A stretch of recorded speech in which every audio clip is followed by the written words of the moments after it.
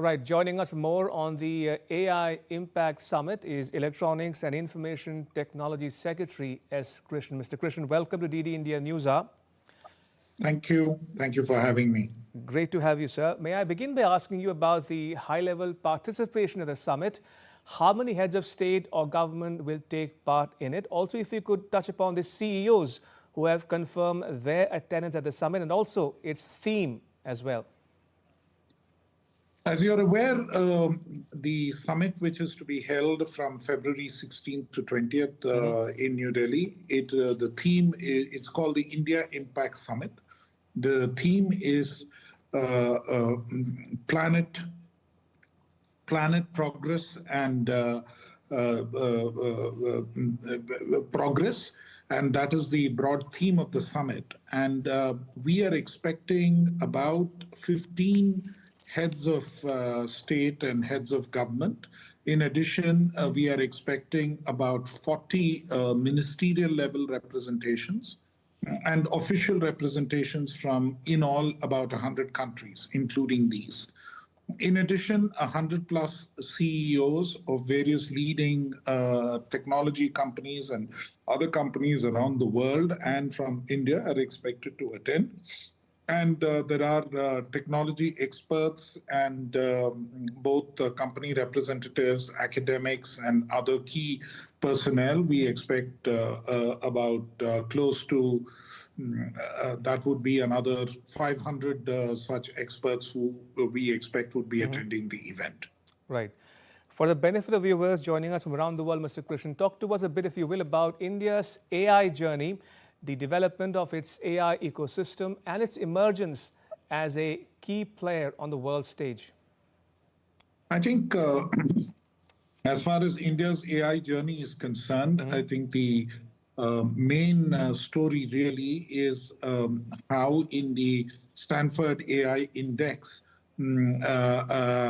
for vibrancy of AI ecosystems, we are ranked third in the world. And this is primarily on account of how robust the AI research and the AI talent pool in India is.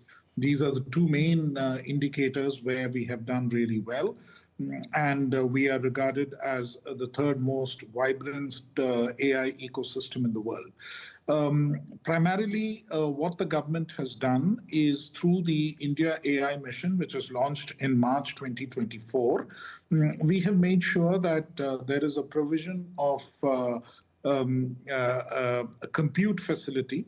Publicly subsidized compute facility has been provided to all innovators and to people from various researchers, students, and communities who really require and use AI compute. In addition, through the AI Kosh portal, we are currently providing 7,000 plus curated data sets, which can be used for innovation and to train models. And we are supporting the establishment or supporting the building of foundational models, which include large language models and other foundational models which can work for specific sectors. We would be having large language models which take note of India's own linguistic and cultural heritage and ensuring that we have less of an issue with bias and prejudice in the process, and it is true to our own linguistic and cultural heritage. So these are the three things that the government has managed to provide, and as a result, there have been a number of applications and solutions which have been developed by a range of startups and others, which are available for use and for deployment. And that is truly India's strength in the AI space. Right. And as I already pointed out, AI talent, STEM talent is one of our key strengths. And through the India AI mission and the Future Skills program, Future Skills Prime program, we continue to ensure that adequate skilling and talent development takes place. Right. Now, Prime Minister Modi has met with industry leaders and he has spoken about developing a stack of sovereign models aimed at accelerating his government's AI mission goals. And in that context, IT Minister Vaishnav has said that sovereign AI models developed in India will be launched at the summit. Tell us more.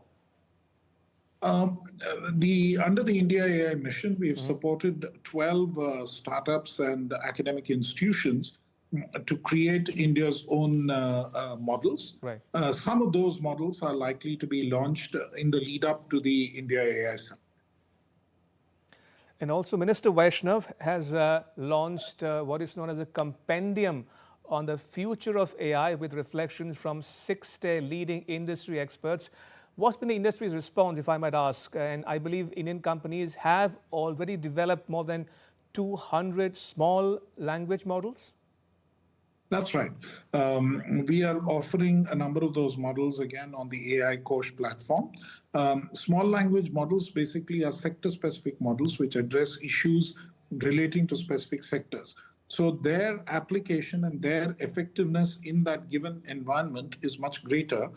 And their use of resources, both power and compute resources, is also much lower. So in some ways, they are much more cost-effective and efficient and are able to deliver in the relevant sectors that they are connected with. Also, Mr. Krishnan, how is AI-related investment in India coming along? AI-related, there have been a number of announcements.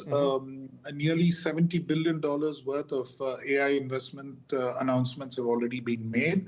There is an expectation that more such announcements will take place at the AI Impact Summit.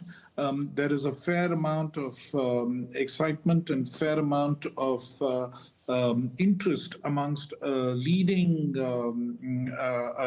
companies, both domestically and overseas, of actually joining in with the India AI ecosystem.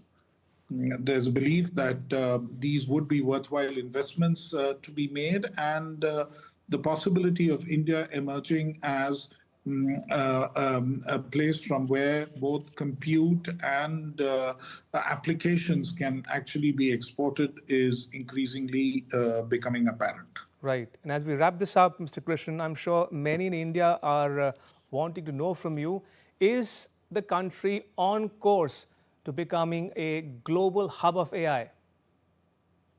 As I already pointed out, we are already regarded as the third most vibrant AI ecosystem. And within this entire AI race and within the way that AI actually gets applied and used across various sectors, I think we are fairly early in the process. Okay. And India is very much in the race to be a global hub in the AI space. All right. On that, Mr. Krishnan, thank you for joining us and sharing your perspectives with our viewers at home and abroad. Thank you. Appreciate it.